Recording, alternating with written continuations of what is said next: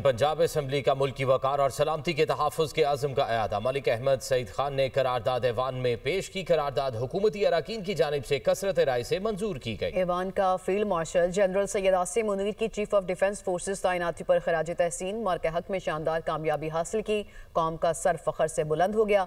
करारदाद में कहा गया कि भारत को मुंह तोड़ शिकस्त का सामना करना पड़ा। दुनिया ने पाकिस्तान के जिम्मेदार मौक़िफ़ की तायीद की। पाकिस्तानी कौम हमेशा मुसल्लह अफ़वाज के शाना बशाना खड़ी रहेगी। फ़ौज और सिपह सलार पर तनकीद दुश्मन का बयानिया आगे बढ़ाने के मुतरादिफ है।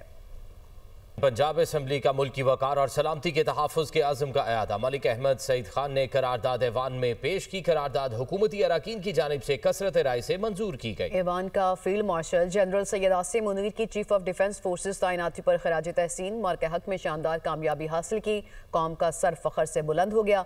करारदाद में कहा गया कि भारत को मुंह तोड़ शिकस्त का सामना करना पड़ा। दुनिया ने पाकिस्तान के जिम्मेदार मौक़िफ़ की तायीद की। पाकिस्तानी कौम हमेशा मुसल्लह अफ़वाज के शाना बशाना खड़ी रहेगी। फ़ौज और सिपह सलार पर तनकीद दुश्मन का बयानिया आगे बढ़ाने के मुतरादिफ है।